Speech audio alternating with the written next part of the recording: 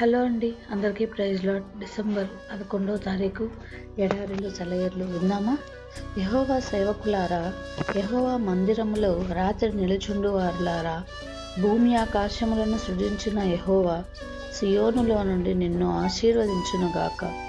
కీర్తన 134వ అధ్యాయం. ఆరాధించడానికి ఇంతకంటే మంచి టైము దొరకలేదా అని మీరు అనవచ్చు. రాత్రి వేళలో దేవుని మందిరములో నిలబడుతున్నారట.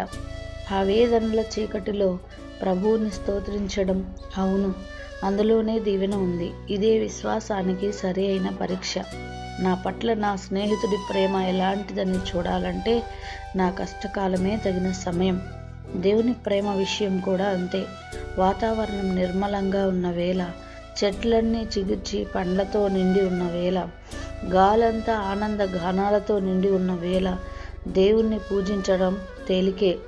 చెట్లు వాడిపోయి పాటలు ఆగిపోయినప్పుడు కూడా నా హృదయం అలానే దేవుని స్తుతించగలదా? రాత్రి వేళలో నేను దేవుని మందిరంలో నిలబడగలనా?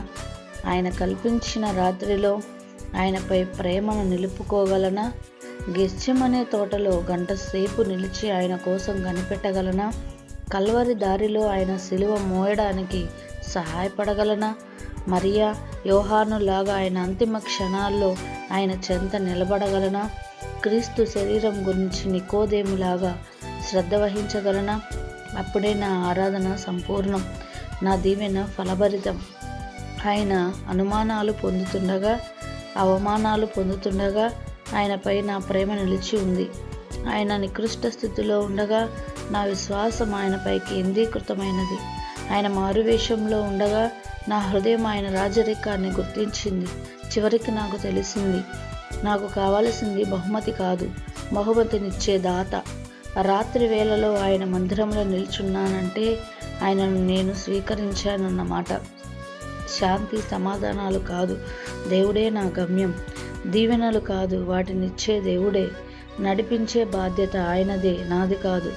ఏమి ఎదురైనా, ఏ దారైనా దేవునిలో గమ్యాన్ని వెతికింది విశ్వాసం. గమ్యం చేరుస్తాడని నిరీక్షించింది ప్రేమ. నా విన్నపాలు అంగీకరించి నడిపించాడు ఆయనే కడదాకా.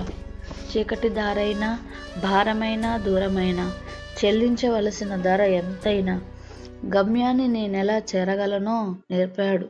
ఆ దారి ఇరుకైన తిన్నని దారి. ఆయన అడిగిన దానిని కాదనలేను. ఆయన చెంతకి చేరక ఉండలేను. అనుదినం నా ప్రభువుకి ఘనత, ఆ ఘనతలోనే నా జీవన ఫలం. Praise the lord.